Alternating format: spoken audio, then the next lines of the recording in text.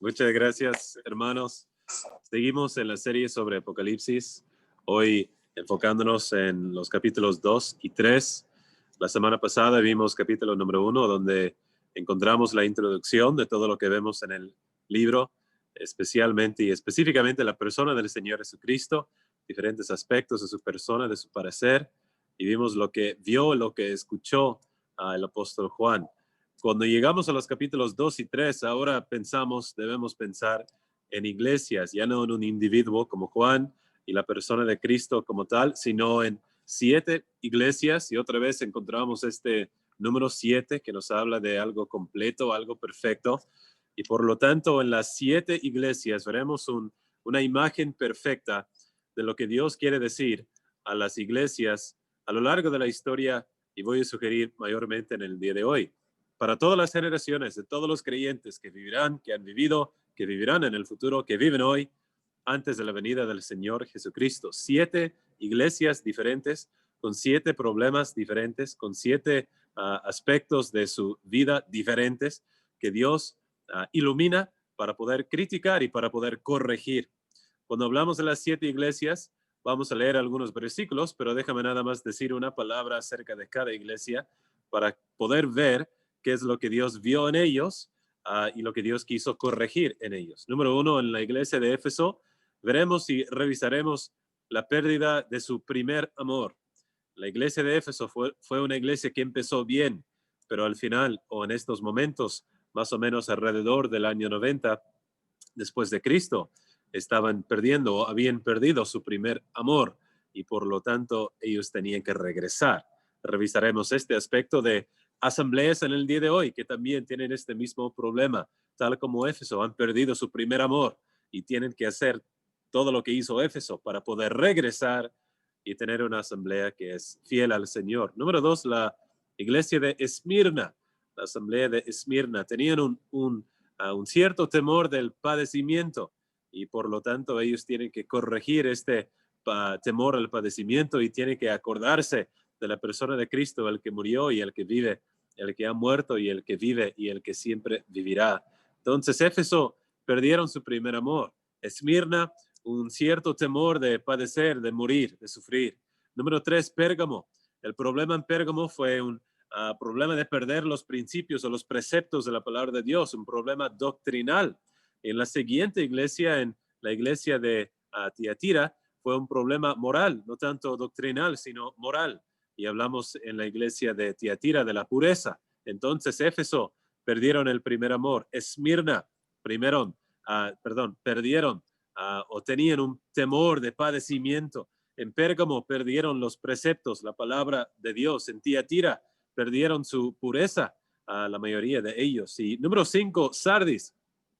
Cuando llegamos a Sardis, estamos pensando en la pérdida de su vida como una asamblea. Casi quisiera decir la pérdida de su vida espiritual, aunque sabemos que si una persona tiene el Espíritu Santo, es sellado con el Espíritu Santo, nos dice el apóstol Pablo, hasta el día de la redención es imposible perderlo. Pero ellos estaban en riesgo de perder sus vidas, no las vidas físicas, sino la vida de la asamblea. Y voy a explicar teológicamente, bíblicamente, qué quiere decir esto, especialmente con relación a la pérdida de la salvación y la supuesta posibilidad de perder la salvación. Número 6, la iglesia a Filadelfia o de Filadelfia. Aquí podemos ver que ellos necesitaban perseverar, ¿ok? No estaban perseverando. Empezaron bien como Éfeso, una buena asamblea, pero les hacía falta este aspecto de perseverancia, y por lo tanto esto se enfatiza en esta iglesia. Finalmente, la Odisea, quizás la iglesia más común o la iglesia más popular, más conocida de la mayoría de las personas que estudian o que han escuchado las 7 iglesias de Asia, la iglesia de la Odisea. ¿Por qué? Porque la iglesia de la Odisea es la iglesia que fallaba, la iglesia que fallaba más que todas las otras, la iglesia que fue corregida de una manera más severa que las otras iglesias, y por lo tanto vemos en la Odisea un ejemplo de la iglesia apóstata, la iglesia desobediente, la iglesia que había apartado de la palabra de Dios y por lo tanto recibe una corrección muy severa. Es la iglesia pasiva. Entonces pueden ver que Cada iglesia inicia con la letra P. Lo quise hacer de una manera, describir de una manera muy sencilla para empezar, porque hay cosas más adelante que van a ser quizás más complicadas, pero suficiente para entender esto al inicio. Cuando hablamos de las 7 iglesias de Apocalipsis, estamos hablando mayormente de una pérdida de algo. No todos desobedecieron como los demás, son diferentes niveles de pérdida o de desobediencia, entonces no vamos a incluir todos en el mismo grupo, pero sí debemos entender que mayormente el propósito de estas cartas era enseñar a estas iglesias, iluminar a las iglesias cuáles fueron los problemas que ellos tenían, las corrupciones, las correcciones que necesitaban hacer en sus iglesias. Entonces voy a repasarlo rápidamente y después iniciamos con cada iglesia, con también otros comentarios de introducción.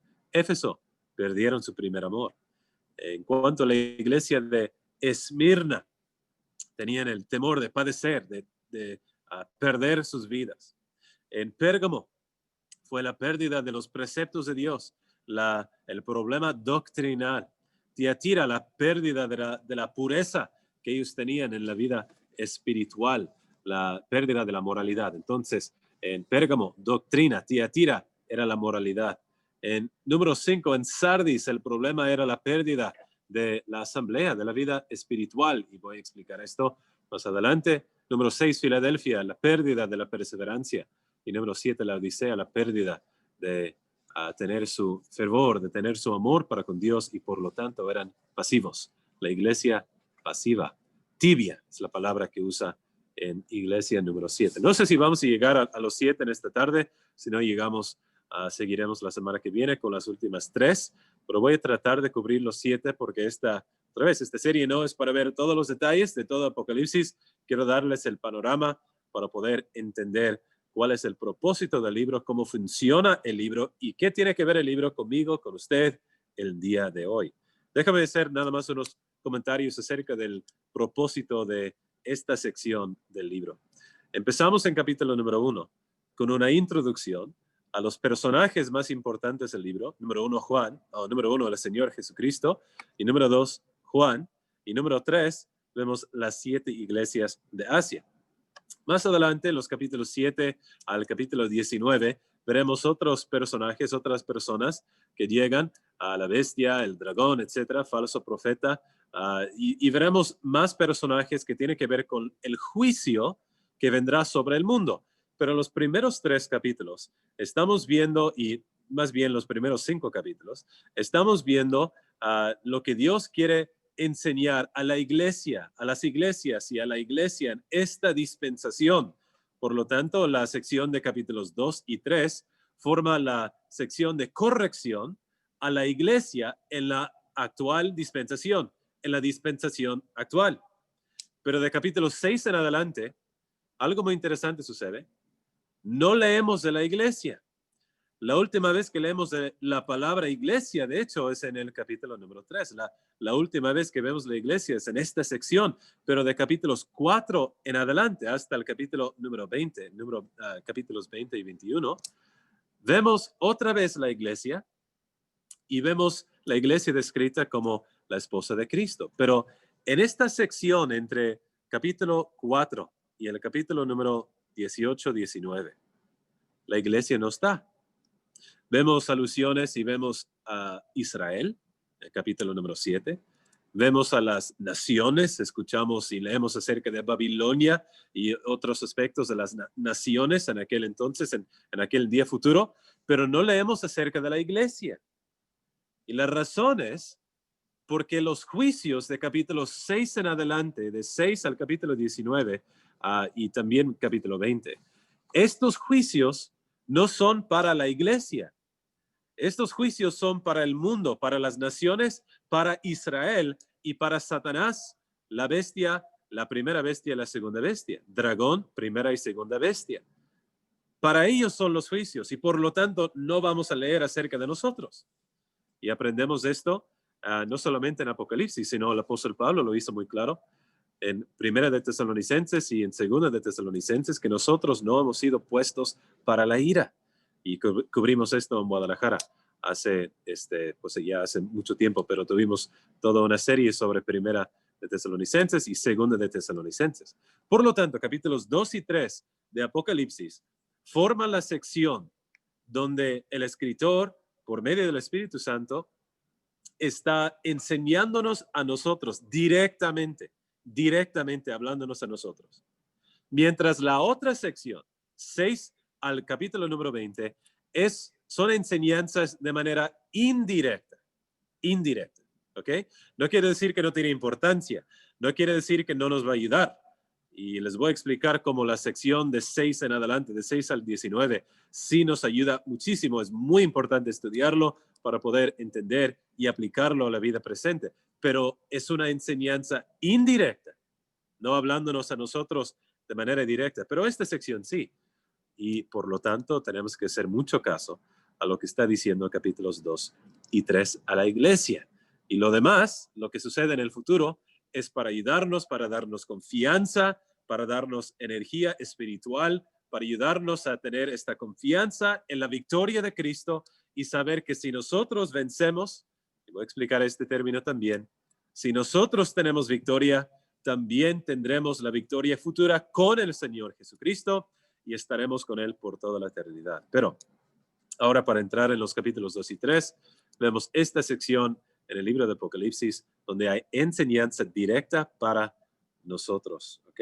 Lo que estamos viendo en estas 7 iglesias también es el preámbulo, es el prólogo, es la introducción a la primera parte, lo que tenemos que entender para poder saber lo que Dios está haciendo más adelante. Y para poder tenerlo en un contexto muy claro, quiero describir el reino de Dios, el concepto del reino de Dios muy rápidamente y después entramos a las 7 iglesias.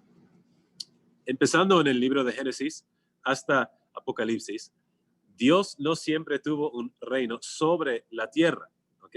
Lo que Dios siempre ha tenido y lo que Dios siempre ha hecho es ser un rey sobre los hombres. Adán, de cierta forma, tuvo dominio sobre los hombres y él tenía que fungir como rey sobre la tierra, pero él perdió, él no lo hizo debido al pecado. Y por lo tanto, Dios es el que ha estado, desde ese momento en adelante, Dios es el que ha estado reinando sobre la tierra. Pero por medio del pacto mosaico, el pacto con Moisés y con la nación de Israel, Dios empezó otra vez a reinar sobre el mundo con un mediador, ¿ok? Con un mediador. Entonces, antes de Moisés, antes de la nación de Israel, Dios mediaba su reino. El mediador del reino de Dios eran distintos personajes en distintas maneras, pero mayormente era Dios, ¿ok? El principal era Dios, el enfoque estaba en Dios. Cuando llegó Israel, Dios ahora reinaba sobre el mundo por medio de Israel. Pero ellos pidieron un rey y se hizo provisión para un rey para poder reinar sobre la nación de Israel y también todo el mundo. Y Dios escogió una cierta familia específica para poder reinar sobre el mundo, para ser su representante aquí en el mundo, para reinar sobre la nación y sobre todas las naciones. Y esta familia, muy importante entender esto, hermanos, esta familia se llamaba la familia de la casa de David. Y Dios le hizo una promesa a David. Y podemos leer acerca de esta promesa en 2 de Samuel, capítulo 7. Dios le prometió a David que la vara, el reino, siempre estará en su familia, que será un hijo de David, que será el rey sobre todas las naciones, que vendrá, será el fruto del linaje de David. Y por lo tanto, de allí en adelante, los hombres siempre sabían que Dios reinaría por medio de la casa de David. Ahora, desde allí en adelante, hubo problemas. La nación de Israel obviamente entró en idolatría. La nación de Israel erró, desviaron de la palabra de Dios y llegaron profetas. Y los profetas hablaban de algo muy importante. Ellos dijeron que con respecto a este reino de David, habrá un reino que viene en los últimos tiempos, todavía de la casa de David. Pero entre este tiempo de la casa de David hasta ese reino futuro habrá juicio. Y los gentiles reinarán sobre Israel. Serán juzgados, y esto vimos, serán expulsados. Ellos estuvieron en exilio, fueron a Babilonia, etcétera. Vimos todo lo que mencionan los profetas acerca de esto en esa serie. Pero lo que ellos dijeron, y específicamente Daniel mencionó, es que vendrá uno y vendrá un reino que destruirá. ¿Se acuerdan de esa imagen? ¿Se acuerdan de la gran imagen? Ese gran ídolo, la gran imagen de los diferentes materiales. Y se acuerdan que vino una roca, una gran piedra, y lo derrumbó, lo destruyó. Y desde allí creció un monte que cubrió toda la tierra. Y eso fue un ejemplo, fue una imagen del reino futuro que viene por medio del linaje de David. Entonces ellos sabían, esto viene en el futuro, pero en este momento, en este tiempo, estamos bajo el reino de los gentiles y Dios estaba reinando aún por medio de gentiles. Y vemos esto con Ciro, etcétera, Nabucodonosor, diferentes hombres, los asirios que llegaron y Dios juzgaba a su propio pueblo por medio de gentiles. Y esto siguió hasta el primer siglo, cuando el Señor Jesucristo llegó y trajo este reino, lo trajo. Pero los hombres crucificaron al rey que trajo el reino. Y aprendemos de este reino, el carácter del reino en el Sermón del Monte, Mateo 5 al 7. Y aprendemos que Cristo sí literalmente fue el rey de Israel, pero lo crucificaron por no querer que éste reinara sobre ellos. Y de ese momento en adelante, de la muerte y la resurrección de Cristo, Cristo ascendió al cielo. Y al ascender al cielo fue puesto a la diestra de su Padre, viendo Hechos capítulo número 2, que Él fue hecho Señor y Cristo. Por lo tanto, de ese momento en adelante, el reino profetizado por Daniel, traído por Cristo, este reino ahora es en forma de misterio. Es decir, que el rey está en el cielo mientras sus sujetos están acá en la tierra. Y es un tiempo donde tenemos que esperar el cumplimiento final del reino que Cristo traerá, que Daniel profetizó. Y en este tiempo de espera es el tiempo donde Dios está llamando para sí los gentiles. ¿Ok? Es el tiempo de los gentiles. Pero al final del tiempo de los gentiles, y estoy haciendo referencia ahora a Romanos 9 al 11, cuando el cumplimiento de los gentiles sucede, ahora Dios trabajará otra vez con Israel. Y en este tiempo, Dios juzgará a Israel, purificará a Israel, redimirá a Israel, y de allí en adelante, con esta obra hecha, el cumplimiento del reino vendrá. El reino físico, literalmente, vendrá. Pero ¿se acuerdan cómo Daniel profetizó que la piedra destruirá a este gran ídolo, a esta gran imagen? Esto sucederá. Todavía no ha sucedido. Sucederá a partir del día del Señor, que inicia en la tribulación, iniciará en estos 7 años de tribulación, que veremos en capítulo 7 en adelante. ¿Ok? Sucederá. Y al final, capítulo 19, Él será victorioso. Y después de esto, capítulo 20, Él reinará por 1000 años. Y al final de los 1000 años, Él echará a Satanás en el lago de fuego, donde está la bestia y el falso profeta, donde ya estaban por 1000 años. Y después de ese momento inicia el día eterno, la nueva tierra, nuevo cielo y la nueva Jerusalén, etc. Entonces, el cumplimiento del reino eterno profetizado por los profetas inició con la venida de Cristo, pero en forma de misterio, esperando hasta el momento cuando viene Cristo para establecerlo de manera física sobre la tierra como rey del linaje de David, la simiente de David, del linaje de David.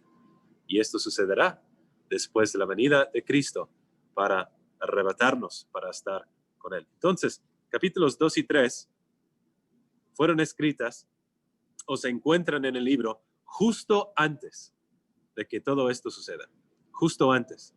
Y por eso el libro de Apocalipsis sí se puede entender, no es tan difícil como a veces pensamos, porque podemos ver que capítulos 1 al 5 es todo lo que sucede justo antes del inicio de esos juicios sobre Israel, de sus juicios sobre las naciones. 1 al 5 es el día presente, ¿ok? 1 al 3 mayormente, el día presente, pero de 6 en adelante, los juicios empezarán.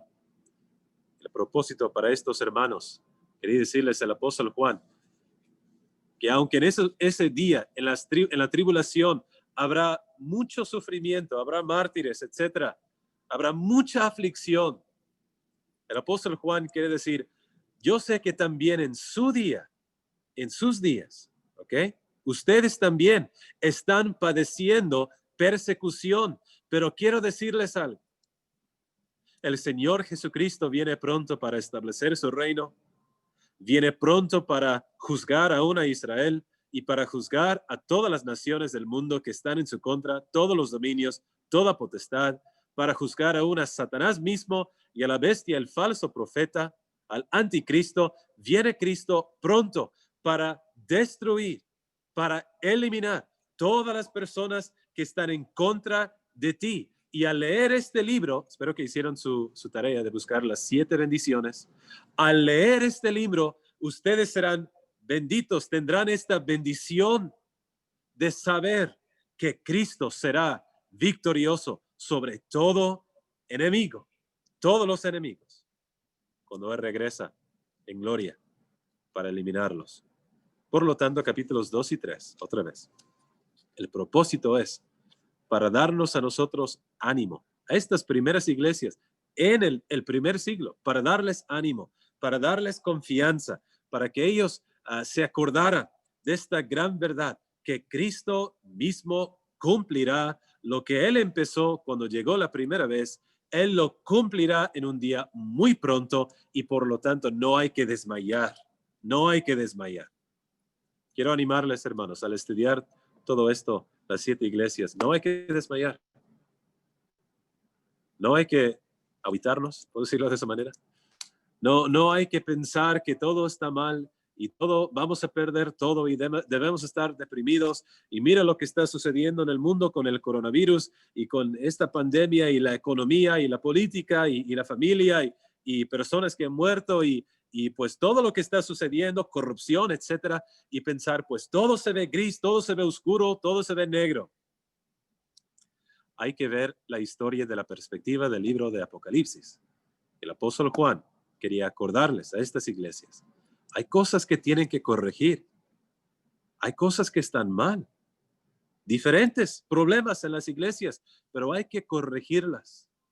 Porque si ustedes los pueden corregir con la ayuda de Dios por medio del Espíritu Santo, si ustedes pueden vencer, hay varias cosas que Dios les va a dar por medio, debido a su victoria futura. Y serán victoriosos, tal como Él, estarán con Él por toda la eternidad. Entonces, capítulo 2 y 3, 7 iglesias del tiempo presente para hablarnos del tiempo del primer siglo, para hablarnos acerca de la victoria que debemos tener, que tendremos en el Señor Jesucristo, para darnos la confianza necesaria para no desmayar. Cristo será victorioso sobre todo enemigo en un día muy pronto. Empezamos con la iglesia, tenemos media hora, ¿ok? Entonces empezamos con la iglesia de Éfeso y voy a pasarlos rápidamente. Al final, si hay preguntas, está muy bien, pero quiere pasar las iglesias de manera rápida para ver solamente los puntos sobresalientes y mencionar algunos principios para interpretar cada iglesia. Empezamos con Éfeso, algo que vamos a ver en cada iglesia y no he leído, entonces déjame leer algunos pasajes. En Éfeso, versículo 1, quiero notar primeramente lo que dice acerca de Cristo. El que tiene las 7 estrellas, versículo 1, en su diestra, el que anda en medio de los 7 candeleros de oro, dice esto.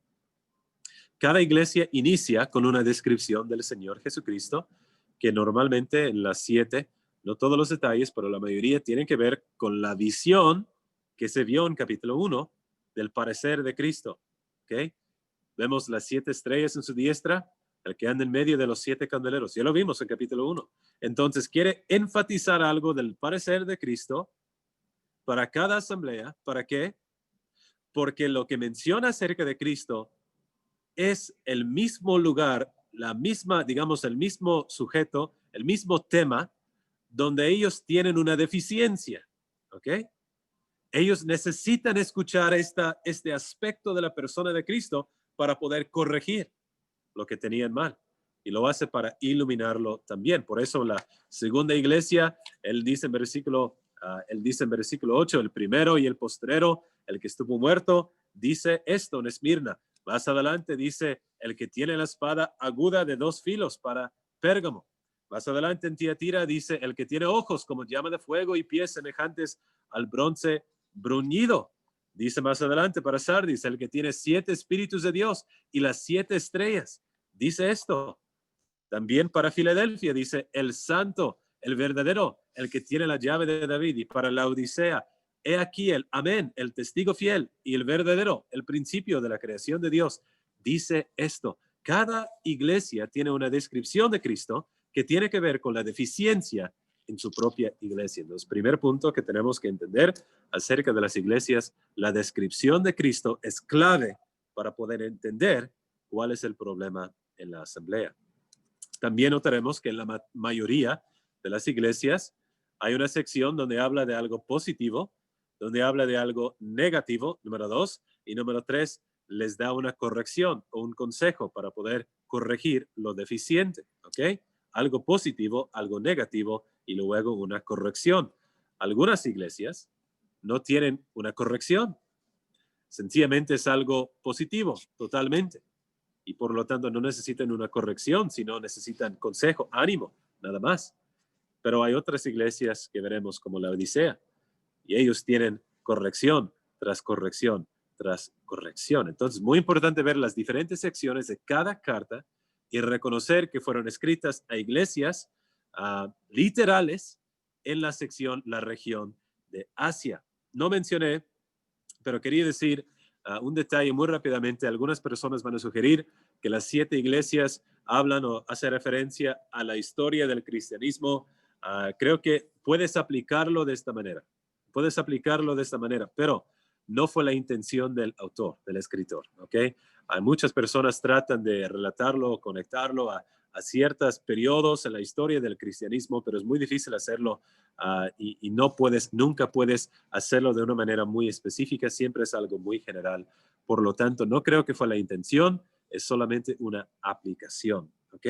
Vamos a la segunda parte. Primeramente, hay la conexión con el Señor Jesucristo. Hay también contrastes, pero quiero notar el consejo para la iglesia de Éfeso. Mira el versículo 5, versículo 4 dice, tengo contra ti que has dejado tu primer amor.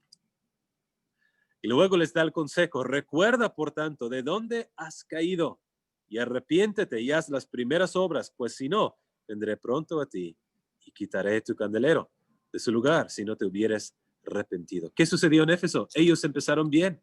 Éfeso, la iglesia que tiene toda una carta escrita a la iglesia de Éfeso, donde el apóstol Pablo tuvo su ministerio por 3 años, de donde el apóstol Pablo predicó la palabra y dice que toda Asia escuchó la palabra de Dios. Fue el lugar donde Pablo enseñó en una escuela adentro de la ciudad y todos los hombres de la región hubieran escuchado de la palabra de Dios en la ciudad de Éfeso. Y por lo tanto, la iglesia de Éfeso tuvo la gran bendición de tener a Pablo por mucho tiempo y poder entender y aprender mucho de la palabra de Dios, que quizás otras iglesias no tuvieron, como la Odisea, por ejemplo.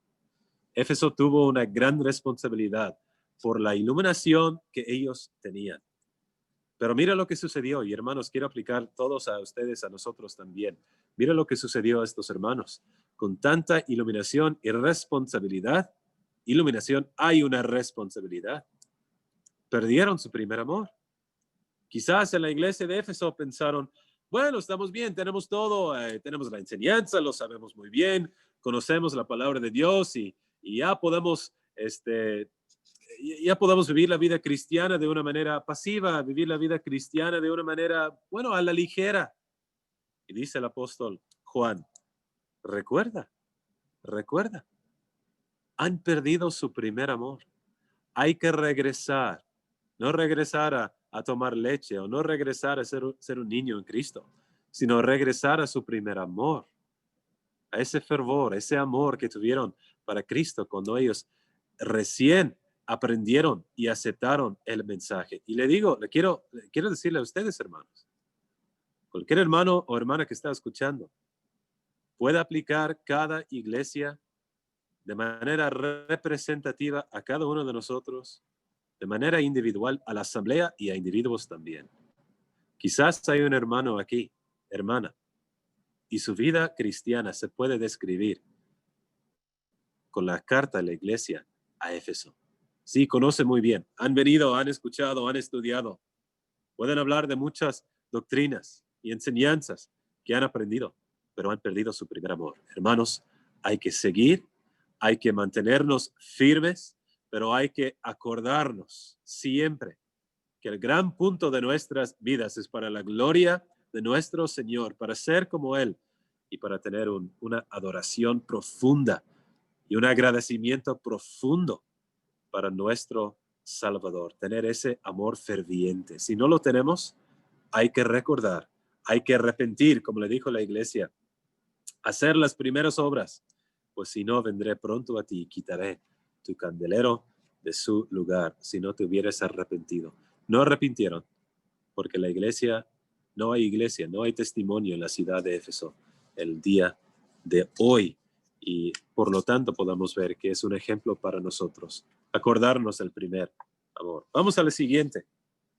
Vamos a la iglesia de Esmirna, número 2. Como vamos con el tiempo, tengo que ir más rápido, pero la iglesia de Esmirna, la iglesia que tuvo temor de padecer, de perder la vida. Pero ya que sabemos la clave, ¿ok? Es una clase, hermanos. ¿Cuál es la clave para aprender acerca de la carta de la iglesia? Tenemos que ver la descripción de Cristo al inicio. Pues hay que buscarlo. Búscalo, hermanos, versículo 8. Escribe al ángel de la iglesia en Esmirna. ¿Y qué dice acerca de Cristo? El primero y el postrero, el que estuvo muerto y vivió, dice esto. Precisamente lo que tenían que escuchar. Precisamente. ¿Por qué? Pues mira lo que dice acerca de ellos. Conozco tus obras, tu tribulación, tu pobreza, pero tú eres rico. Y la blasfemia de los que se dicen ser judíos, y no lo son, sino sinagoga de Satanás. No temas en nada lo que vas a padecer. He aquí el diablo echará a algunos de vosotros en la cárcel para que seáis probados y tendréis tribulación por 10 días. Sé fiel hasta la muerte. Yo te daré la corona de la vida. Tenían que escuchar este título de Cristo porque ellos estaban en riesgo de perder sus vidas. Pero al escuchar este título de Cristo, el apóstol Juan quería darles confianza. Mira el que te está diciendo esto. La carta fue escrita por Cristo mismo y Cristo te dice, ¿quién es Cristo? Cristo es el primero, pero también el postrero, el que estuvo muerto y vivió. Y le está diciendo a la iglesia, puede ser que pierdan sus vidas, puede ser. Pero tal como Cristo perdió su vida y vive, pero aún así vive el día de hoy, así también ustedes. Sé fiel hasta la muerte y Dios también te dará la corona de la vida. Dios también te resucitará. Dios también te dará vida en el futuro. No hay que tener temor de los que están en oposición. No voy a tardar viendo los detalles de los judíos, de la sinagoga de Satanás, etcétera. Pueden preguntar de esto después. Pero mira lo que dice un poco después. El que venciera no sufrirá daño de la segunda muerte. Ellos tenían temor de perder sus vidas por la persecución que había. Pero hermanos, ellos tenían que tener confianza por el Cristo, el Señor que ellos tenían. Vivo, el que murió, pero vive el día de hoy. Muy rápidamente una aplicación para nosotros. En un día muy pronto vienen persecuciones de este tipo. Y puede ser que vienen los próximos años. Yo no soy profeta. Yo no sé si vienen 2 años, 3 años o si va a tardar 30 o más. Pero lo que sí sé es que viene. Sí viene. ¿Ok? Habrá una apostasía. Más adelante nos dice el apóstol Pablo en 2 de Tesalonicenses que habrá una apostasía. Y puede ser que esa apostasía inicia antes de la venida de Cristo para arrebatar a la iglesia. Pero lo que sí es cierto es que en varios países el día de hoy sí hay persecución. Pero lo que se está viendo en el occidente, digamos en estos países donde el cristianismo, entre comillas, existe, es que viene una ola de secularismo, creo que se dice así, de una ola secular, donde ya no vamos a poder protegernos por, digamos, la protección de la cierta cristiandad que hay en la sociedad. Esto se está borrando y no vamos a poder protegernos ni por el gobierno, no nos va a proteger por los derechos que tenemos el día de hoy, por la política que todavía está en las constituciones. Pero hermanos, puede ser que en nuestras vidas este tipo de persecución viene, donde esos derechos, ¿no? Otra vez, entre comillas, derechos políticos que tenemos, puede ser que en nuestras vidas son quitadas. Y estas palabras serían aún más relevantes para nosotros. Sé fiel hasta la muerte y yo te daré la corona de la vida. Hermanos, si el día de hoy no están en riesgo de perder su vida por ser cristiano, puede ser que sí están en riesgo de perder su reputación, el riesgo de perder relaciones con otras personas, de perder un trabajo, de perder diferentes cosas antes que la muerte. Pero esto no solamente aplica a la muerte. Sé fiel en toda situación, fiel a nuestro Señor, porque si perdemos la vida o si perdemos un trabajo, la verdad es que Él es el que estuvo muerto y vivió, que sigue viviendo.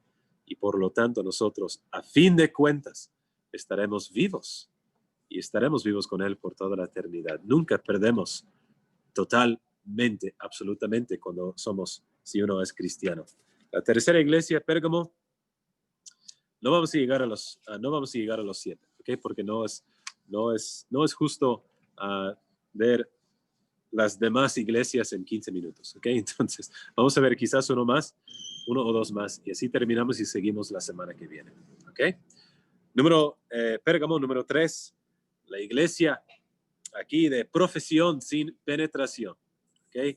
Esa es la iglesia que perdió su temor de falsa doctrina y perdieron los preceptos de la palabra de Dios y por lo tanto hubo doctrina, falsa doctrina en esta asamblea. De nuevo, estudiantes, ¿cuál es la primera? Versículo 12, ¿cuál es la descripción de Cristo? Porque esto es la clave. A ver, búscalo. Les voy a dar unos segundos para buscarlo. ¿Cuál es la descripción de Cristo? Esto nos va a ayudar a entenderlo. ¿Qué dice? Dice al ángel de la iglesia en Pérgamo, ¿y qué más? El que tiene la espada aguda de 2 filos. Muy bien. Ya saben, y si no saben, pueden buscar Hebreos capítulo 4, donde nos habla acerca de la espada de 2 filos, que es la palabra de Dios, ¿no? Y también leeremos en capítulo 19 de la espada que sale de la boca del Señor Jesucristo, y sabemos que la espada nos habla de ¿qué? ¿De qué nos habla? Nos habla de la palabra de Dios. Es una espada aguda, como la espada que penetra en Hebreos capítulo 4 y es de 2 filos, ¿no? Muy filoso esta espada. Ahora, ¿qué relevancia tiene esta descripción con la iglesia? Pues mira lo que dice. Yo conozco tus obras. ¿Dónde moras? ¿Dónde está el trono de Satanás? ¿Okay? Pero retienes mi nombre y no has negado mi fe. Muy bien, todo muy positivo. Los días en que Antipas, mi testigo fiel, fue muerto entre vosotros, donde mora Satanás. Todo muy bien. Versículo 15, todo bien, positivo. Pero mira lo que dice versículos 14 y 15. Pero tengo unas pocas cosas contra ti, Pérgamo. Tienes ahí a los que retienen la doctrina de Balaam. Pues, ¿quién era Balaam? Balaam era ese falso profeta del Antiguo Testamento que provocó a Israel a idolatría, a fornicación. Dice aquí que enseñaba a Balac a poner tropiezo ante los hijos de Israel, a comer de cosas sacrificadas a los ídolos y a cometer fornicación. Ellos, ¿qué hacían con esta doctrina? Lo tenían en la asamblea. Retienen la doctrina de Balaam, algunos que estaban en la asamblea. ¿Ok? Y él dice, es una doctrina falsa. También tienes los que retienen la doctrina de los nicolaitas, la que yo aborrezco. Por lo tanto, fue una asamblea que estaba reteniendo, que estaba entreteniendo, digamos, 2 doctrinas falsas. Y por lo tanto, dice el apóstol Juan, arrepiéntete, pues si no, vendré a ti a pronto y pelearé contra ellos con la espada de mi boca. Ahí está la espada otra vez, la espada de la boca. ¿Cuál es? La palabra de Dios. Y le está diciendo a estas personas en Pérgamo, y un detalle, paréntesis, un detalle muy importante, no todas las personas en las iglesias de Asia eran creyentes verdaderos, ¿ok? Por lo tanto, puede decir esto, que pelearé contra ellos con la espada de mi boca, porque no eran creyentes. Y por lo tanto, ellos sufrirían la victoria, la guerra de Cristo en Apocalipsis 19, cuando viene sobre el caballo blanco y con la espada de la boca destruye a los enemigos. Ellos también lo experimentarían, porque no eran salvos, esta sección de la iglesia. Y por lo tanto, era necesario ver ese aspecto de la persona de Cristo, el que tiene la espada aguda de dos filos. Era necesario regresar a la palabra de Dios, saber precisamente lo que tiene y asegurarse que la enseñanza que ellos tenían en la iglesia era enseñanza correcta, enseñanza pura, doctrina directa de la palabra de Dios. Una aplicación, hermanos, para nosotros. Lo que nosotros creemos y escuchamos. Y ya me han escuchado decir esto varias veces. Quizás algunos saben lo que voy a decir. Tengan muchísimo cuidado con lo que leen. Tengan más cuidado con lo que ven en YouTube y otras páginas, porque esto es más común de lo que van a leer. Y tengan también mucho cuidado con lo que van a escuchar. No todo maestro de la palabra de Dios es igual. No toda enseñanza es igual. Hay siempre que comparar las enseñanzas que escuchamos con la palabra de Dios. Y puede ser que estos hermanos en Pérgamo, estas personas en Pérgamo, escucharon una doctrina. Bueno, está bien. No lo llamaron doctrina de Balaam. Quizás no lo llamaron la doctrina de los Nicolaitas, pero les dijeron, bueno, hay una nueva doctrina que les vamos a enseñar. Y lo golpearon, lo recibieron y lo practicaron. Y a fin de cuentas se pusieron en riesgo de ser destruidos, juzgados por el Señor Jesucristo al ver que no eran creyentes verdaderos. Hay que tener muchísimo cuidado y siempre comparar todo con la espada aguda de dos filos, la palabra de Dios, con todo lo que escuchamos. Entonces, Pérgamo, la pérdida que ellos tuvieron, perdieron los preceptos de la palabra de Dios. ¿Cuánto tiempo tenemos? 10 minutos. Voy a terminar con Tiatira. Ok, Tiatira. Y está bien porque Tiatira es número 4 y las últimas 3, hay un cambio en las últimas 3. Hay algo de cambia el tema con las iglesias de Sardis y Filadelfia y de la Odisea. Por lo tanto, terminamos con Tiatira y la semana que viene veremos las últimas 3. ¿Ok? Otra vez, hermanos, ¿cuál es el título de Cristo para la iglesia de Tiatira? Versículo 18. El Hijo de Dios, el que tiene ojos como llama de fuego y pies semejantes al bronce bruñido, dice esto. Pues ya sabemos, ya sabemos que hay algo de juicio, ¿no? Nos hablará de juicio más adelante. Por lo tanto, buscaremos qué es lo que dice. Yo conozco tus obras, ok, hay algo bueno para decir. Conozco tus obras, amor, fe, servicio, paciencia, que tus obras postreras son más que las primeras. Pero ahora vemos otra corrupción. Una corrupción moral, no tanto doctrinal. Ahora vemos la corrupción moral. Mira lo que dice versículo 20, pero tengo unas pocas cosas contra ti, que toleras que esa mujer Jezabel, que se dice profetiza, enseñe y seduzca a mis siervos a fornicar y a comer cosas sacrificadas a los ídolos, y le he dado tiempo para que se arrepienta, pero no quiere arrepentirse de su fornicación. Jezabel, esta mujer del Antiguo Testamento, la esposa de Acab, la que también hizo que el pueblo de Dios fornicara, que el pueblo de Dios estuviera involucrado en idolatría y que trató de matar a profetas de Dios, etcétera. Fue una mujer horrible que encontró su fin de una manera muy, muy severa y murió en desobediencia. Y aquí en la iglesia de Tiatira hay una mujer que es descrita, que se describe con esta imagen de Jezabel del Antiguo Testamento. Se dice, profetiza. Pero mira lo que está haciendo con los siervos aquí. Está haciendo que los siervos fornican, que a fornicar y a comer cosas sacrificadas a los ídolos. Entonces hay un problema de moralidad en la iglesia. No hay tiempo para ver todos los detalles. Déjame aplicarlo de esta manera, ¿ok, hermanos? Porque quiero que esto sea práctico también para nosotros. Si hemos visto en las primeras 4 iglesias, primeramente en Éfeso, que dejaron su primer amor. Ese es un problema común en asambleas. El día de hoy puede ser la asamblea de Guadalajara, puede ser la asamblea de Hermosillo, otros Obregón que está escuchando o que lo escucharán en otra ocasión. Cualquier asamblea puede ser que pierden su primer amor. O puede ser el problema de Esmirna. Y ahí podemos ver en Esmirna que tuvieron este temor de padecer por el nombre de Cristo. Puede ser Guadalajara, puede ser ustedes. O también, número 3, donde vimos con Pérgamo, ellos donde estaban en peligro, en riesgo de perder los preceptos de la palabra de Dios, de la doctrina, que lo perdieron. Ya no creían la doctrina pura. Puede ser ustedes. Puede suceder en Guadalajara, en otras asambleas. Aquí, en número 4, iglesia número 4, el problema de perder la pureza puede suceder en Guadalajara. Puede suceder en sus vidas, hermanos. Puede suceder.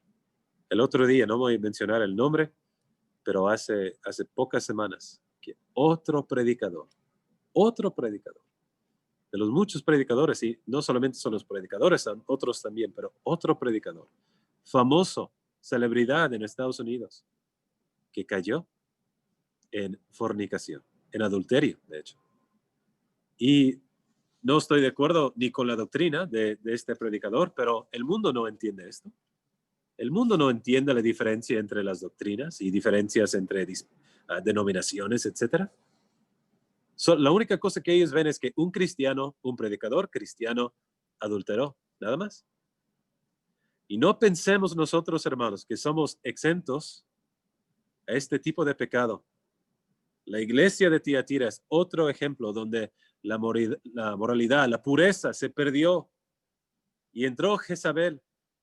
Y ellos escucharon a Jezabel y obedecieron a Jezabel y cayeron.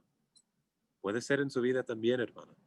Hermana y también hermano. Puede ser en sus vidas que nunca sea pronunciado dicho acerca de la asamblea de Guadalajara. Pero mira lo que dice a esta iglesia. Todo negativo hasta el versículo 25, 24, donde dice, pero a vosotros y a los demás que están en Tiatira, a cuantos no tienen esa doctrina, ¿ok? Hay miembros de la asamblea que no estaban de acuerdo, no lo hacían y no han conocido lo que ellos llaman las profundidades de Satanás. Yo os digo, no os impondré otra carga. Y el consejo ahora viene, pero lo que tenéis, retenedlo hasta que yo venga. Muchas veces somos parte o estamos en situaciones donde otras personas están desobedeciendo y no sabemos qué hacer. Pues aquí nos da el consejo. Aunque otros creyentes están desobedeciendo de varias maneras. Dice aquí, lo que tenéis, retenedlo hasta que yo venga. No dijo, hay que empezar una campaña, hay que publicar todo en el Facebook o hay que hacer que todo el mundo haga un juicio, una investigación en la iglesia o en tal persona. Y no estoy diciendo que esto es un error, nada más que específicamente lo que dice el consejo es, lo que tenéis, retenedlo hasta que yo venga. Está hablando de un problema espiritual. Obviamente, si es algo ilegal y en contra de la palabra de Dios, hay que investigarlo, ¿no? Si es ilegal. Pero aquí estamos hablando de un problema moral. Y él dice, retenedlo hasta que yo venga. Entonces, en estos 4 iglesias, podemos ver estos 4 problemas y las 3 iglesias que siguen la semana que viene, veremos 3 problemas más. Pero nada más para repasar rápidamente y así terminar y concluir los primeros 4. Éfeso perdió su primer amor y por lo tanto ellos recibieron el título de Cristo, el que Tiene las 7 estrellas en su diestra, el que anda en medio de los 7 candeleros. Tenían que regresar al Señor. Y la promesa, no menciona esto, hay que mencionarlo. La promesa al final siempre es: al que venciere, le daré a comer del árbol de la vida, el cual está en medio del paraíso de Dios. El que venciere. Los creyentes verdaderos tendrán esta vida eterna con Cristo por toda la eternidad, haciendo referencia al capítulo número 22 del mismo libro. Número 2, la pérdida en Esmirna, ¿cuál fue? Ellos perdieron el temor, o tuvieron temor del padecimiento, y tenían que dejar esto. Sé fiel hasta la muerte, yo te daré la corona, y el que venciere no sufrirá daño, no sufrirá la segunda muerte. Número 3, Pérgamo. Ellos perdieron los preceptos, la doctrina, lo perdieron, y estaban aceptando, tolerando doctrina falsa. Pero dice: al que venciere, daré a comer del maná escondido, de Cristo mismo, de comunión con Cristo, y le daré una piedrecita blanca, y en la piedrecita escrito un nombre nuevo, el cual ninguno conoce sino aquel que lo recibe. Una aceptación con el Señor Jesucristo en un día futuro. Y número 4, en la iglesia de Tiatira, ¿qué perdieron? La pureza moral lo perdieron. La mayoría lo perdieron. Pero al que venciere, ¿qué dice? ¿Qué dice la persona que va a vencer en esta iglesia? Guardaré mis obras hasta el fin, y yo le daré autoridad sobre las naciones. Las regirá con vara de hierro, y serán quebradas como vaso de alfarero, como yo también la he recibido de mi Padre, y le daré la estrella de la mañana. Reinará. ¿Se acuerdan del reino que mencioné? Reinarán en un día futuro con Cristo. Pastorearán, es otra traducción. Reinarán en un día futuro en el reino milenial físico sobre la tierra, si ellos vencen. Al que venciere, es esta promesa. Por lo tanto, hermanos, hay que considerar estas 4 iglesias, y la semana que viene las 3 que siguen. Hay que leer el capítulo número 3, hay que leer acerca de las últimas 3 iglesias para estudiarlo y aprender más de ellos la semana que viene. Voy a concluir con estos comentarios. Tengo un solo minuto. El punto, otra vez, porque estamos viendo un panorama. El punto de las 7 iglesias es para darnos la confianza que sí podemos vencer. A pesar de todo lo que hay a nuestro alrededor, toda la desobediencia, toda la corrupción en el mundo, la pandemia, la muerte, economía, todo lo que está a nuestro alrededor, lo que nos está estorbando, podemos vencer. Es posible vivir una vida cristiana fiel en cualquier dispensación, cualquier momento de la historia. Es posible. Y si nosotros vencemos, es decir, si nosotros somos creyentes verdaderos y somos fieles, Él nos dará la victoria con nuestro Señor Jesucristo. ¿Por qué? ¿Cómo? Porque Él vencerá. Es un hecho. Él vencerá. Por lo tanto, no hay que tener temor de todo lo que está sucediendo. Venceremos también con Él. ¿Ok? Veremos las últimas 3 la semana que viene. Muchas gracias por escuchar, y termino con oración. Padre Santo, damos las gracias por tu palabra. Gracias por habernos enseñado acerca de estas 4 iglesias. Damos las gracias que podemos ver que Cristo es victorioso, que Cristo está en medio de las iglesias. Nos está revisando. Sabe cuáles son nuestras deficiencias. Sabe dónde tenemos lo que tenemos que corregir, y sabe cómo corregirnos. Damos las gracias, Padre, que tu Hijo tiene este cuidado sobre nosotros. Pedimos que nos ayudes a ver nuestras deficiencias, aún en estas iglesias de Asia, ver todo lo que aplica a nosotros, y con la ayuda del Espíritu Santo, hacer las correcciones para poder vencer y ser victoriosos con nuestro Salvador en un día futuro. Damos las gracias que la batalla ya se ganó, aunque no se ha hecho todavía. Cristo es victorioso y vencedor sobre la muerte. En el futuro será vencedor sobre todo enemigo y potestad. El reino milenial, su reino futuro, vendrá muy pronto. Pedimos que nos ayudes apreciar todo esto y vivir a la luz de estas grandes verdades. Y lo pedimos en el nombre del Señor Jesucristo. Amén.